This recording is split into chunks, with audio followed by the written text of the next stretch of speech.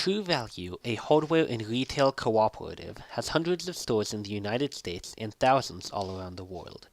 The marketing mission statement of True Value is to be a world-class wholesaler with a strong retail focus, growing profitably. True Value is a cooperative because every store owner is also a member that owns part of the company. Store owners prefer this to a franchise because of the freedom provided to the owners. The management team all have the duty of deciding on the marketing plan and objectives and an ethical responsibility to follow company values and morally sound ethics to support True Value's members and employees. Additionally, each member of upper management has specialized duties and responsibilities. First, the Chief Executive Officer, John Hartman, has the responsibility of overseeing management to ensure that they are following the marketing plan and objectives in day-to-day operations and over the long term. The Chief Operating Officer is in charge of global sourcing and procurement in all aspects of the global supply chain.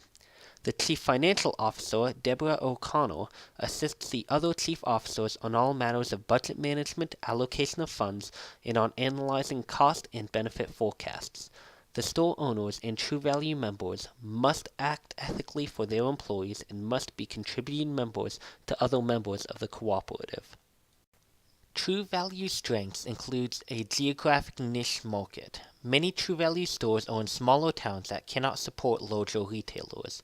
True Value stores try to become involved with and to develop a good rapport with the local community that helps develop a competitive advantage with the surrounding neighborhood. One of the weaknesses of True Value is the branding is not nearly as well known as some of its competition because it has fewer stores. Another weakness that can hurt the company is a relatively small network of dealers and warehouses. True Value has some opportunities for growth. Its network and stores are slowly expanding into international countries and have plenty of room to grow further.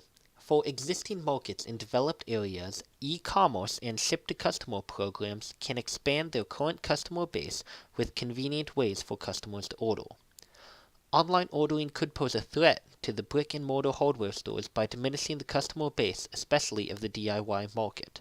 Another threat that may hurt the company is the minimum wage being raised, increasing their expenses. The marketing objectives for True Value is twofold: to help every True Value be the best hardware store in town, and to grow new members by either new True Value startups or a rebrand of existing stores. Two of the major markets for True Value are construction companies and do-it-yourselfers. When deciding on whether or not to buy an item, the construction worker and the DIYer will both look at other less expensive alternatives, but the DIYer is more likely to use a rental tool or to try to find one to borrow from a friend rather than purchasing a new one. After a decision has been made to buy, construction contractors have less severe regret because they tend to use an item quickly, thus not having as much of an opportunity to regret the purchase. Uncontrollable variables for the retailers would be the season, since most remodeling and new construction happens in the spring and summer, and the economy and local ordinances.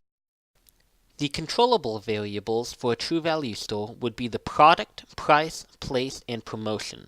The easiest one to move around is the price of an item. Because True Value is a wholesale retailer, it is easy to change whatever products that they would like to sell. Promotions can be determined by either the store owners or by one of the corporate officers. Place is pretty permanent for a business and rarely changes. The marketing strategy has to match this marketing mix to the group of customers that are willing to buy from them.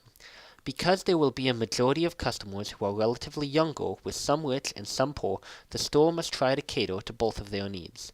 This can be done by adjusting the controllable variables, product, price, and promotion in order to have what the customer wants at the price he is willing to pay. Dividing your customers into different segments with similar needs will boost the efficiency of your marketing tremendously.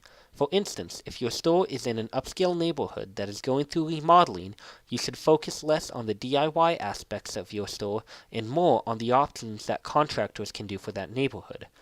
Customers should be segmented into groups large enough to support the splitting up marketing efforts, different enough to measure with available data, and reachable from your store.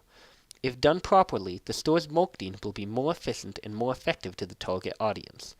One segmented market to keep in mind is selling to businesses compared to individuals.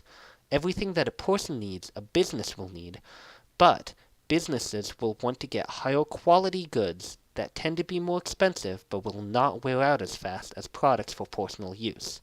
These businesses can be very loyal repeat customers, but will also need much greater quantities than most individual customers.